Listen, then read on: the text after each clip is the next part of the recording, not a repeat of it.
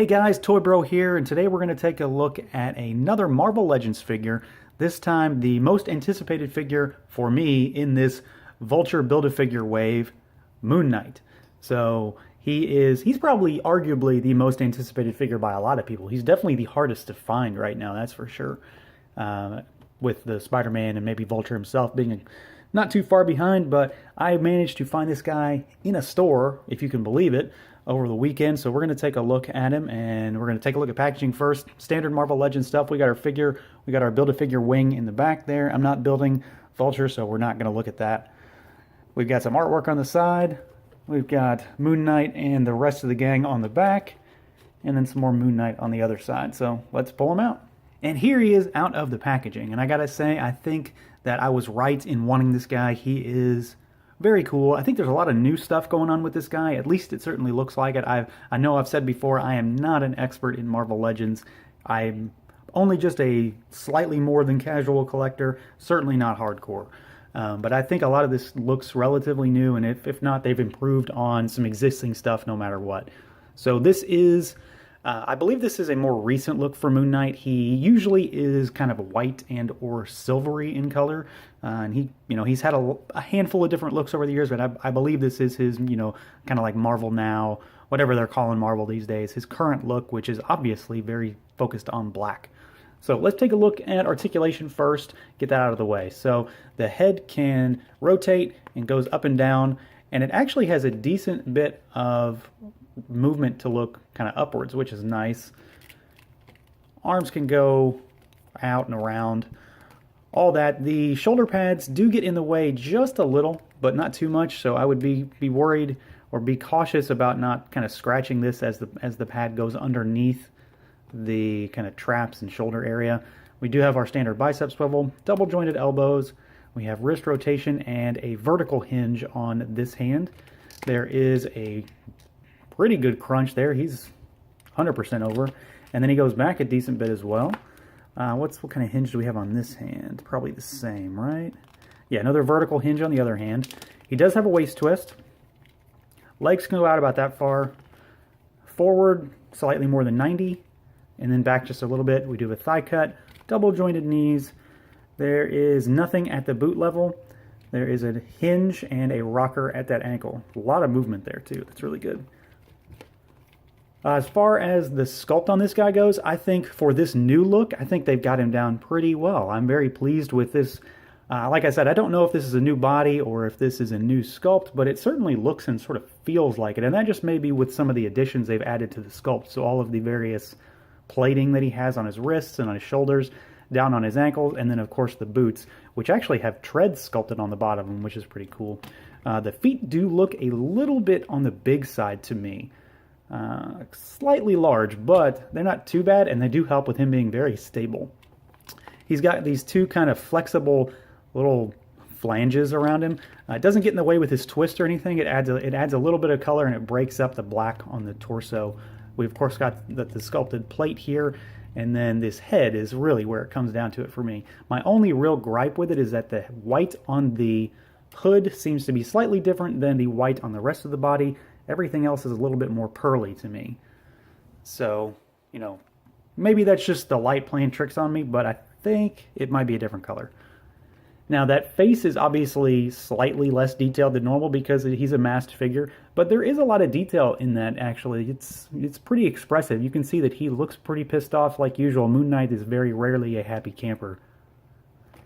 But I think it's pretty good. The nose is pronounced, and you can see some wrinkles sculpted in there, and then those eyes are pretty deep set, which also have a blue paint job with a kind of a white hue in what would be the iris or pupil area. And then we've obviously got this cape, which it's a pliable, kind of plasticky material, but it's not incredibly hard. It's not incredibly soft, so it's gonna move around a bit, but it's also, you can move it, but you can't really do a lot with it either. You're not going to be able to form it in any real way. It's going to go back to the way it's supposed to, and it just sits around the neck. It's kind of a big gap there, maybe a little too big, but not in a bad way. And then it just barely hits the ground when he's standing, so it's not too big and it's not too small. I think I like the way it looks, and it fades in well to that hood, which also has a really nice shape to it, very leathery looking, and that may be why it also looks slightly different than the other white plastic on the figure, because this is definitely a different material.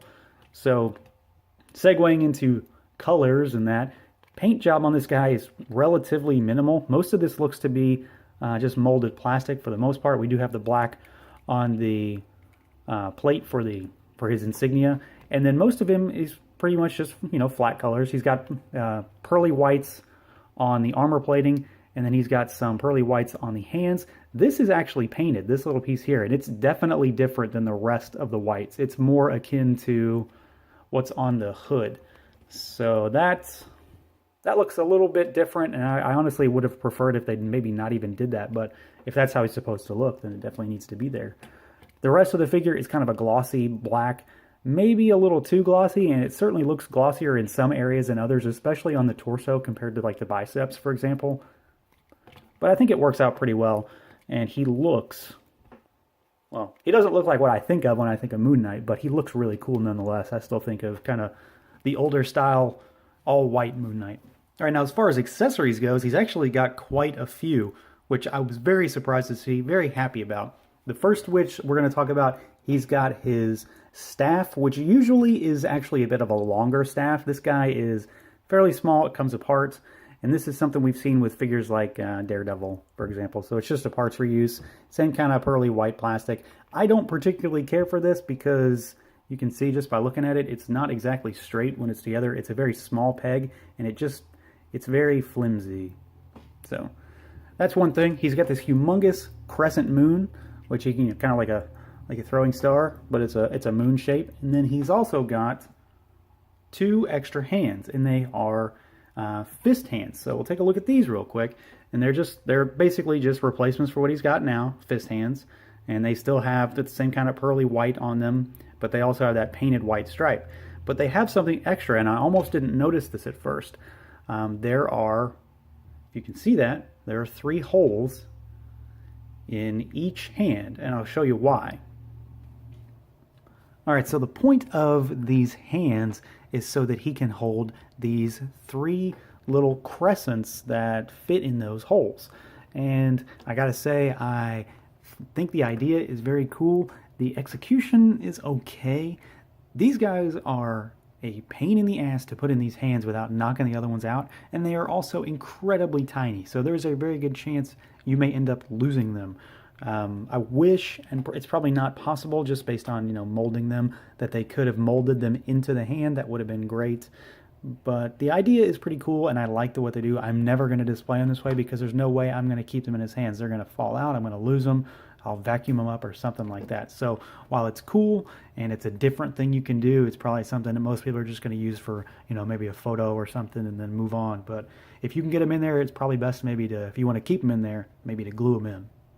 So, you know, he's a pretty good figure. I like a lot about him. I don't really care for the little throwing moons that you've got there. They're cool in theory. They're, you know, frustrating in practice. But he's a cool figure. A lot of interesting design choices going on here. I like the look of him. I like the style of the suit. It's not the classic suit, but it's okay. It's still cool. I like the contrasting white and black. And I like that new hood design that he's got. And everything about him just kind of screams Moon Knight, despite not being what I think of when I think of Moon Knight. So yeah, pretty cool figure. If you can find him, I would snatch him up. And, you know, that's going to do it for this review, everyone. As always, stay tuned for more. Feel free to like, comment, subscribe, and share. And until next time.